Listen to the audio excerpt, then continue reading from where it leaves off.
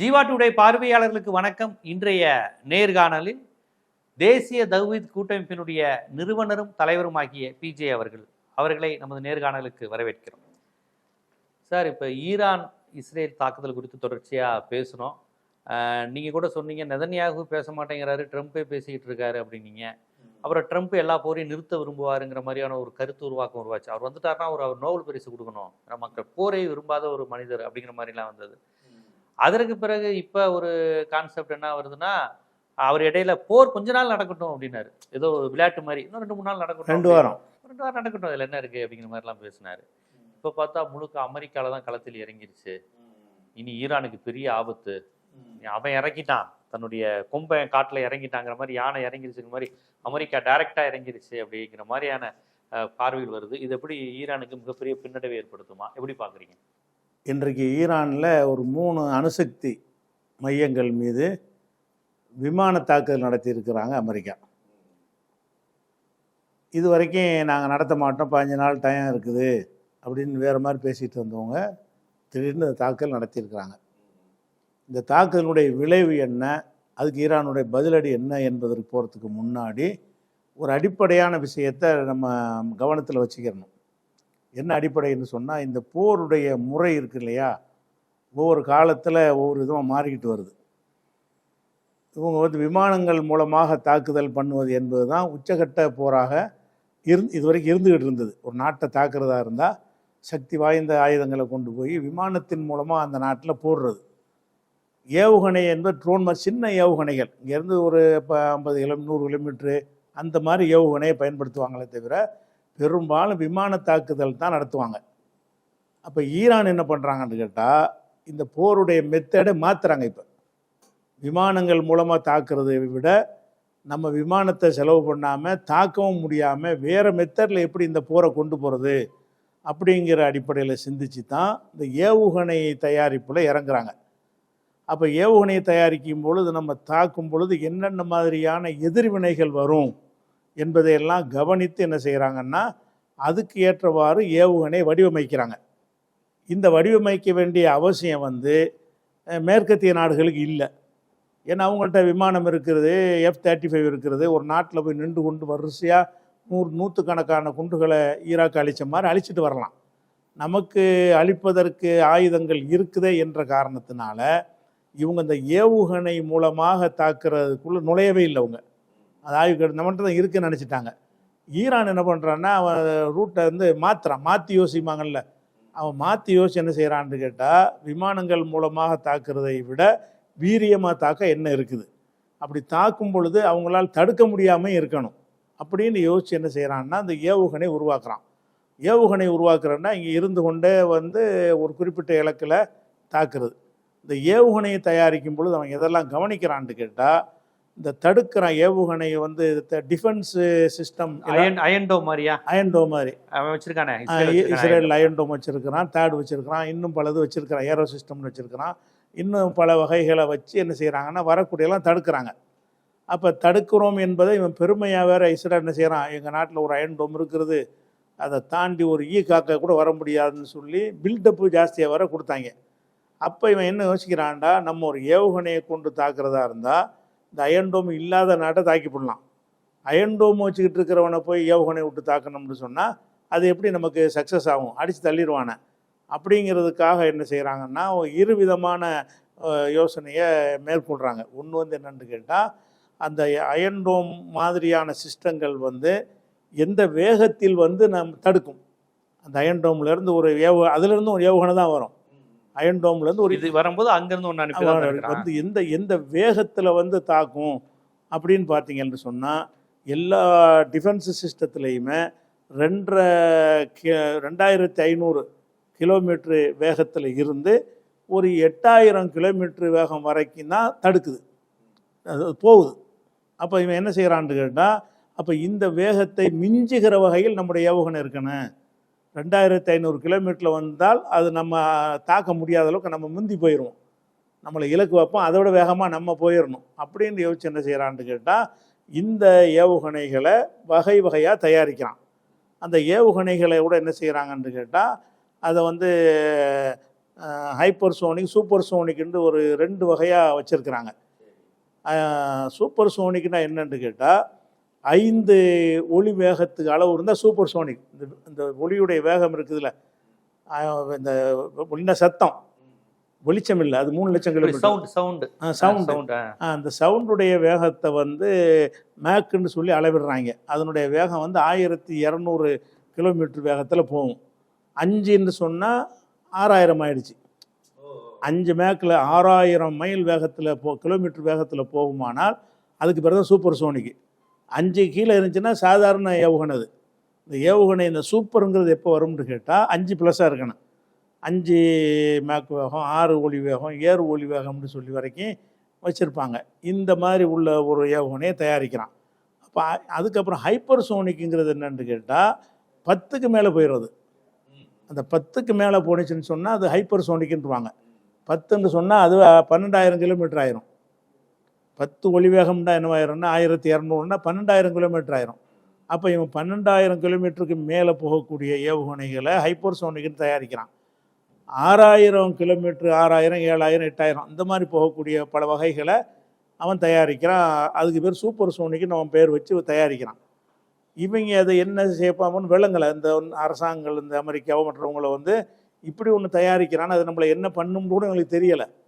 இவன் பாட்டுக்கு அதை தயாரித்து என்ன செய்கிறான்னா அப்போ சோதித்து பார்த்து வச்சுக்கிட்டான். இவங்க நினச்சி கூட பார்க்கல. போருன்னு சொன்னால் அவன் நம்ம விமானத்தை அனுப்புகிற மாதிரி அவன் 10 விமானத்தை அனுப்புவான். நம்ம விமானத்தை சுட்டு போடலாம், நம்மள்கிட்ட ஆயுதங்களை வச்சு விமானத்தை சுட்டு போடலாம் அப்படிங்கிற மாதிரி இந்த விமானம் மூலமாகத்தான் இந்த தாக்குதல் நம்ம தாக்குற மாதிரி தான் அவனும் தாக்குவான்னு நினைத்து கொண்டு தான் இவங்க என்ன செய்கிறாங்கன்னா ரொம்ப தைரியமாக போய் அடித்தது எல்லாமே. ஆனால் என்ன ஆச்சுன்னு கேட்டால் இந்த வேகுனை இருக்கிற விஷயமே வந்து ஈரான் திருப்பி அடித்த பிறகு தான் இவங்களுக்கு தெரிகிறது. ஆனால் நமக்கு தெரியும். நான் 5 வருஷம் முன்னாடி இது சொல்லியிருக்கிறேன்.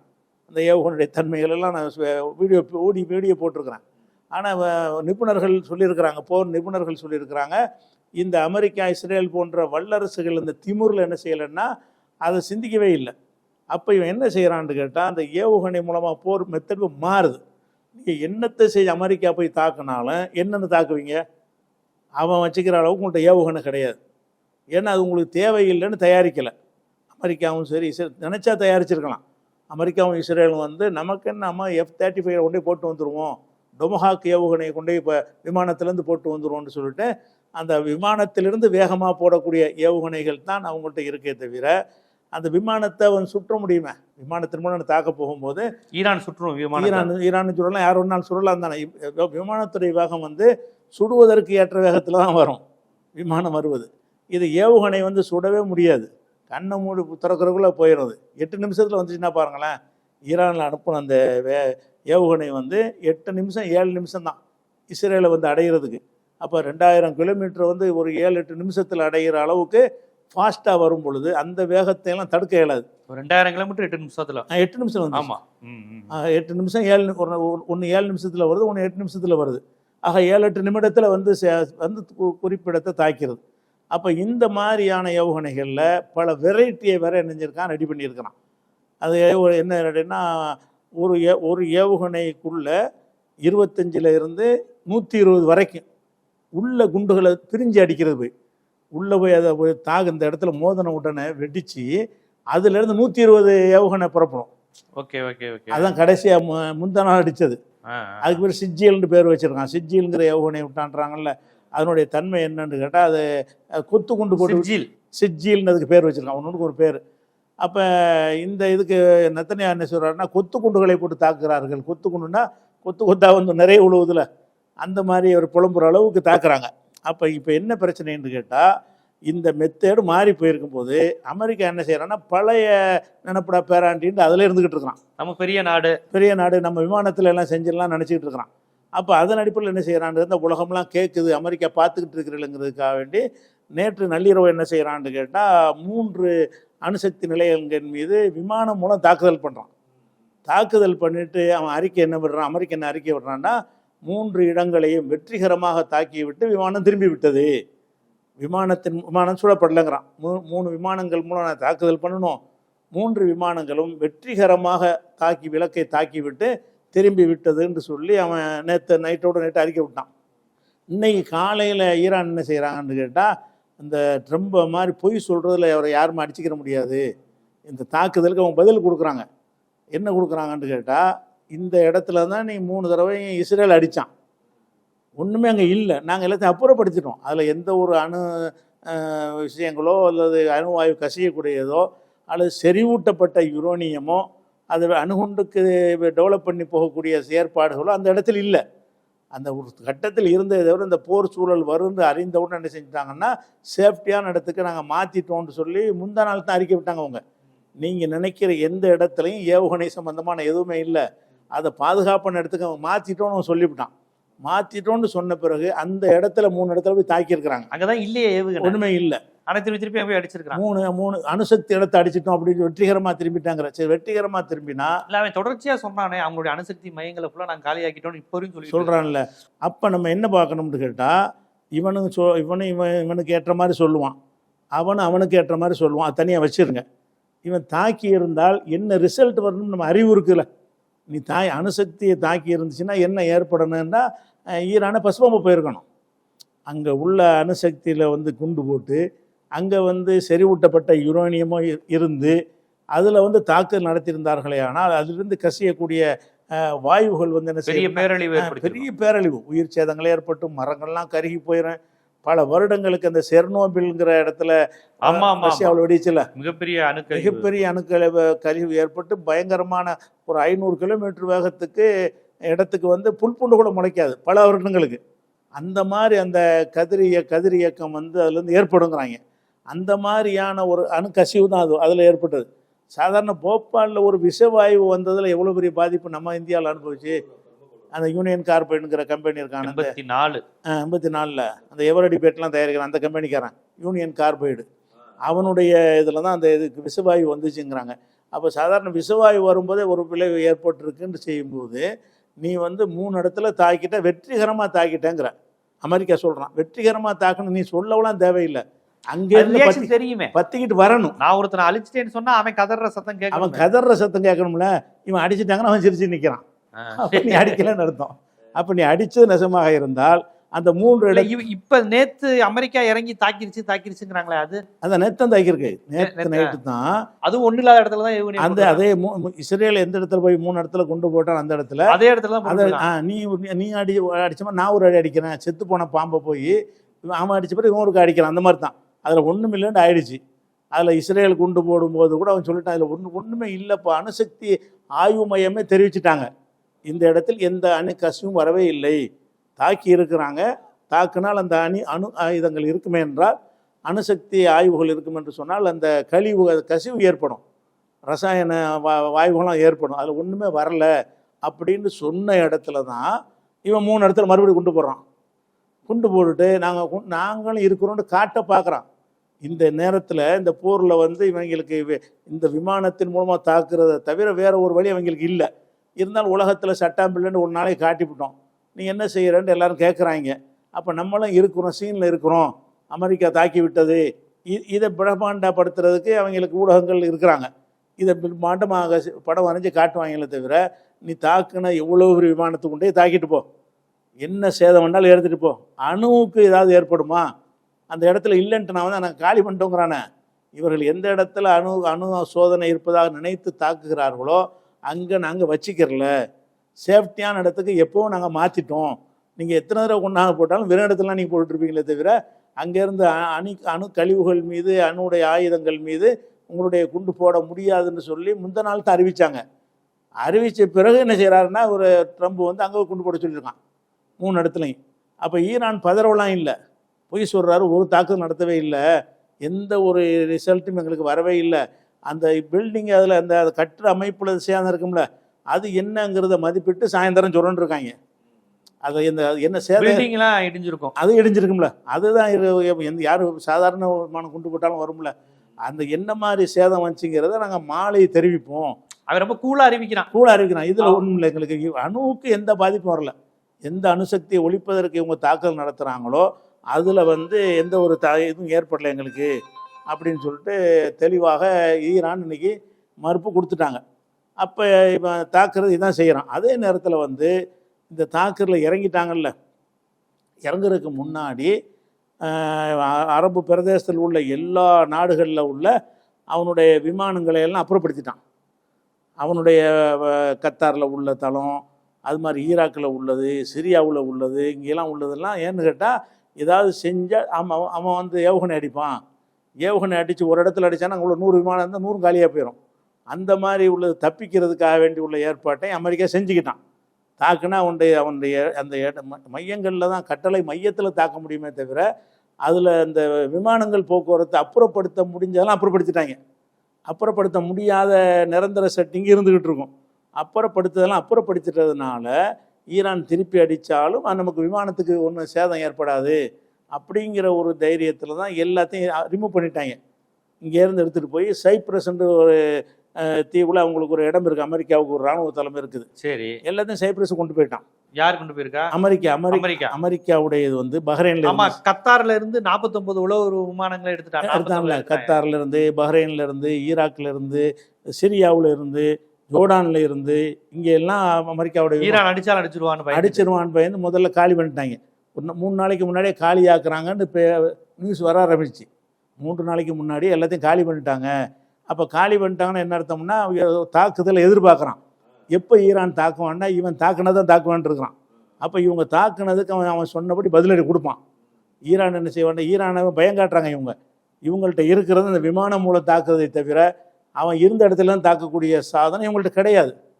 காலம் மாறி போச்சு, போர் டெக்னிக் மாறி போச்சுன்னு விளங்காமல் பழைய காலத்து பீரங்கி காலத்தில் இருப்பா நினைத்து கொண்டு இவங்க என்ன செய்கிறாங்க, செயல்படுறாங்க. இவன் அது அட்வான்ஸாக போயிட்டான்.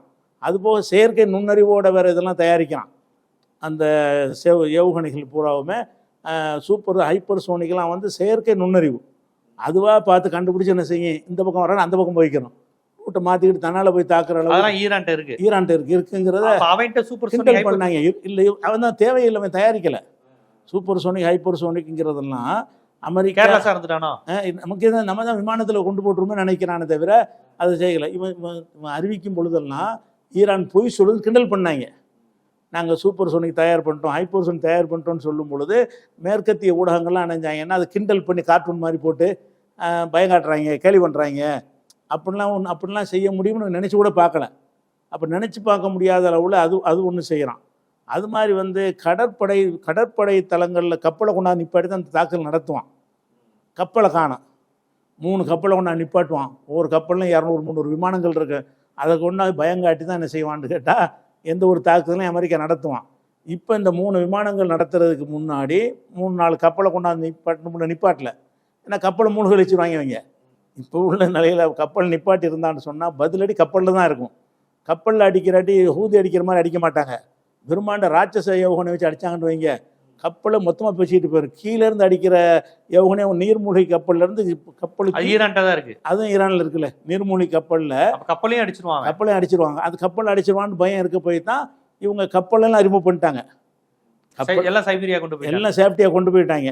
சேஃப்டியாக கொண்டு போனதுனால ஈரானுடைய பதிலடி நமக்கு வராதுன்னு நினைக்க அப்படி தான் செஞ்சுக்கிட்டானே தவிர நின்று பார்ப்போன்னு நிற்கலை. குண்டை போட்டவன் எங்கே போய் தாக்குவான், நம்ம ஓடிட்டுவேன். முதல்ல நம்ம ஆட்கள்லாம் ஓரமாக ஒதுக்கி விட்டுறது, அடிச்சுட்டு ஓடி போகிறது, அந்த வேலை செஞ்சுருக்கானே தவிர அடிச்சுட்டு உன் தளத்தில் நீ இருந்து அடிக்கணும். அவன் திருப்பி அடிக்கும்போது அதை நீ எதிர்க்கணும். சரியான முறை என்னன்னு கேட்டால், நீ அடிச்சுட்டான்ல, நீ யாரா பார்ப்போம் அப்படிங்கன்னு இவன் நம்முடைய எல்லாத்தையும் கொண்டு அப்புறப்படுத்திக்கிட்டான். காலி பண்ணி வச்சுருக்கிறான். அவங்களுடைய கட்டிட அமைப்புகளுக்கு தான் சேதம் வருமே தவிர செட்டிங்களுக்கு அவங்களுடைய மூவ் பண்ணக்கூடிய எந்த ஆயுதமும் அங்கே இல்லை. கத்தாரில் எல்லாம் ஜோர்டான்லாம் காலி பண்ணிட்டாங்க தற்காலிகமாக கொண்டு போய், பிறகு சுமமான நிலை பேர் வரலாம்னு. அதனால் இவங்களுடைய இந்த தாக்குதல் மூலமாக அணுசக்தி மையத்தை நாங்கள் அழிச்சிட்டோங்கிறது தான் அவனுடைய வாதம். அழிச்சிட்டோங்கிறத யார் நம்புவா? அதனுடைய விளைவுகளை கண்டால் தான் நம்புவாங்க. அணுசக்தி மையத்தை அழிச்சிருந்தால் என்ன விளைவு ஏற்படணும், அது ஏற்படலை. ஈரான் வந்து பற்றி எரியணும், அப்படி எரியலை. ஈரானில் ஒரு பதட்டம் ஏற்படணும், எரியல. மக்கள்லாம் வந்து அந்த அணுசக்தியுடைய கழிவுனால் பாதிக்கப்பட்டு கண்ணு போச்சு காது போச்சு அப்படிங்கிற மாதிரியான ஒரு நிலைமை ஏற்பட்டு இருக்கணும். ஒன்றுமே இல்லை, ரொம்ப லைட்டாக மாட்டுக்கு என்ன செய்யறான், சாயந்தரத்துக்கு பார்ப்போங்கிறான். அதனால ஈவினிங் மீட் பண்ணுறேன் அப்படிங்கிற மாதிரி பண்ணுறான். அதனால் அமெரிக்காவுடைய இந்த தாக்குதல் வந்து பைசா பிரயோஜனம் இல்லை. ஆனால் அவங்க திருப்பி அடிக்கிறதுக்கு இப்போ என்னென்னா எங்கே அடிக்கிறது தெரியாமல் இருக்கிறாங்க. எல்லாத்தையும் காலி பண்ணிட்டானே, திருப்பி அடிப்பாங்க, ஏவுகணை மூலமாக அடிப்பாங்க. அது திருப்பி அடிக்கிறதுக்கு கப்பலோ மற்ற எதுவுமோ எல்லாத்தையும் ரிமூவ் பண்ணி வச்சுருக்கிறான். ஒரு நேரம் இல்லாட்டி ஒரு நேரம் சைப்ரஸில் கூட அடிக்க வாய்ப்பு இருக்கு. இவங்க சைப்ரஸில் தானே கூட தளத்தை வச்சுருக்கிறான். இப்போ எங்கே இருந்தாலும் இவங்க அடிக்கலாம். என்னை அடிச்சுட்டு இல்லை நான் திருப்பி அடிப்பேங்கிற ஒரு நியாயம் அவங்களுக்கு வந்துடுது. அதனால இப்போ சைப்ரஸ் தீவில் வச்சிருக்கிறதுல கூட ஈரான் அடித்தா அடிப்பாங்க. சைப்ரஸ் தீவில் வச்சு அமெரிக்காவை அடிப்பான். அடிப்பான். அவனுடைய ஆயுதங்கள் அங்கே தானே இருக்குது, விமானங்கள்லாம். அதில் போய் தாக்குதல் பண்ண வாய்ப்பு இருக்குது. ஈரான் பதிலடி கண்டிப்பாக கொடுப்பாங்க. ஆனால் இது பயங்காட்ட நினைக்கிறாங்க. அப்படி பயமாக இருந்தால் அவன் இதுக்கு இப்போ அப்போ சமானத்துக்கு ஒத்துருப்பாங்க. ஈரானு எதுக்கு தேவையில்லைன்னு கடைசிக்கு நான் தான் பார்ப்பேங்கிறான்ல. பேச்சுவார்த்தை கிடையாதுங்கிறான் அமெரிக்காவோட. அப்போ ஏன் அப்படி சொல்கிறான்? அவனுக்கு ஒரு கான்ஃபிடென்ட்டாக இருக்க போய் தானே சொல்கிறான். ஒரு வல்லரசு நம்மளை மிரட்டுது, நம்ம தேவையில்லாமல் ஈராக் மாதிரி அழிச்சு போடுவாங்க, சதாம் ஹுசேன் நம்மளை தூக்கில் போட்டுருவாங்கன்னு ஒரு பயம் வரணும்ல. வரல இல்லை அவனுக்கு. இல்லை, அவர் தான் சொல்கிறாரு, நீங்கள் இந்த அயதுல்லா கொமேனிங்கிறது ஜஸ்ட் ஒரு உடல் தான், அவ்வளோதான். வெறும் ஒரு உடம்பு. உடம்புங்கிறது எப்பயும் அழிய போகிறது அழுக போகிறது தான். எனக்கு அதில் எந்த கவலையும் கிடையாது. பட்டு நீங்கள் இந்த கடந்த நேர்காணல சொன்ன மாதிரி எங்கள் கான்செப்ட் கழிவு கிடையாது. என் உடம்பு செத்து போயிடும். எனக்கு ஆல்ரெடி வயசாயிருச்சு. இந்த உடம்பு செத்து போக தானே போகுது. நீ என்ன குண்டு போட்டு கொள்ற? இயல்பாவே இது அழிய தானே போகுது. எங்க கான்செப்ட் நீ ஒண்ணும் பண்ண முடியாது. ஈரானை காப்பாத்தா நாங்க கான்செப்ட் அடுத்து உருவாக்கிட்டே இருப்போம். அந்த கான்செப்ட் கழிவு கிடையாது. அதனால எனக்கு மரணத்தை கட்டி பயம் இல்லைங்கிறாரு. நீ என்ன தூக்குல போடுறது? நானே குண்டு போட்டா சாகறதா இருக்கு, நான் பாப்போம் தானே சொல்றாரு அவரு. அப்படிதான் இருக்கு. அப்ப அவரு ஒரு துணிச்சலா தான் இருக்காரு. வந்து பாருங்கிற மாதிரி தான் இருக்கிறாங்க. அப்ப கூடிய சீக்கிரத்துல சைப்ரஸ் தீவிலேயே தாக்குதல் நடக்கும் வாய்ப்பு சைப்ரஸ்ல. சைப்ரஸ் தானே இஸ்ரேல்ல இருந்து குண்டு போட்டோன்னே டெஹரான்ல இருந்து ஓடி இருக்காங்க. அங்க ஆமா, சைப்ரஸ் தான். டெல்லவில இருந்து ஹைபாவுல இருந்து அங்க சைப்ரஸ் தான் ஓடுறாங்க. சைப்ரஸ் தானே ஓடி இருக்காங்க. அங்கேயும் போட வாய்ப்பு இருக்கு. நீங்க பண்ற வேலை சைப்ரஸ் ஒண்ணும் இல்லன்னு அங்க தான் போடுவான். இந்த எல்லா சென்டர்களும் எங்கேயாவது அமெரிக்காவோட இது எதுவுமே கிடைக்கலன்னு சொன்னா பதிலடின்னு ஒன்று கொடுக்கணுமா இல்லையா? நான் சொல்லியிருக்கேன், அமெரிக்கா அடிச்சா அடிப்போம்னு சொல்லியிருக்கிறான். அதுக்காக வேண்டி அடிப்பான். அடிக்கிறதுக்கு இங்கே ஒன்றும் இல்லைன்னு சொன்னால் அமெரிக்காவில் போய் அடிக்க முடியாது. 12,000 20,000 கிலோமீட்டர் போகிற ரேஞ்சில் அவங்கள்ட்ட ஏவுகணைகள் இல்லை. வணங்குதா? அதனால் இதுகள் தான் அடிக்க முடியும். வேகத்தில் இப்போ 12,000 கிலோமீட்டர் வேகம் எவ்வளோ தூரம் போவான் இருக்குல்ல.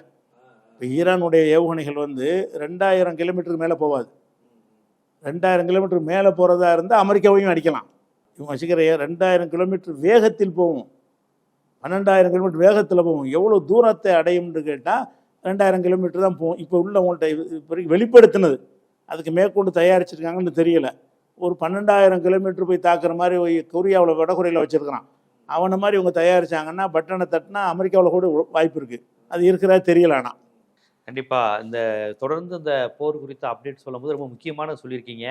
இது டெல்லவிலிருந்து சைப்ரஸ் தீவுக்கு நகரக்கூடிய ஆபத்து இருக்கு. அந்த ஆபத்தை ட்ரம்ப் தான் தொடங்கி வச்சிருக்கிறாரு. அப்புறம் அவங்க தாக்குனது இடங்கள் எல்லாமே வெற்றிடத்துலையும் பில்டிங்லையும் கட்டிடத்துல தான் போட்டிருக்காங்க ஒழிய அணுசக்தி மையங்கள்ல போடல. இவங்க போடுறதா இருந்தா அடுத்து பெரிய லெவல்ல இவங்க பதில் இறக்கிடுவாங்க.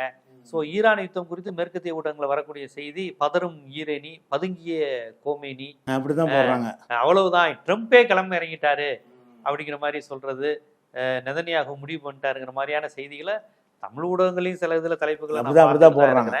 ஸோ இருந்தாலும் உண்மை இதுவாக தான் இருக்கு அப்படிங்கிறத நீங்க ஆதாரத்தோட சொல்லியிருக்கீங்க. ஆமாப்பா, ஈரான் அடி வாங்கிட்டான், செத்து போயிட்டான், பதுங்கிட்டானா ஆதாரத்தை காமி. படமெல்லாம் உன் படம் தானே வருது, இவன் இதான படம் வரலையே. நீ நடத்தின ஒரு தாக்குதல் நடத்திருந்தா அவ்வளவு பெரிய அழிவு ஓலங்கள் கேட்டிருக்குமே, அது எதுவுமே கேட்கலையே. அவன் இந்த ஒவ்வொரு முறையும் தில்லான்னு தானே பதில் சொல்லிட்டு இருக்காங்க போன்ற பல்வேறு விஷயங்களை ரொம்ப விரிவா எடுத்து வச்சிங்க. மிக்க நன்றி.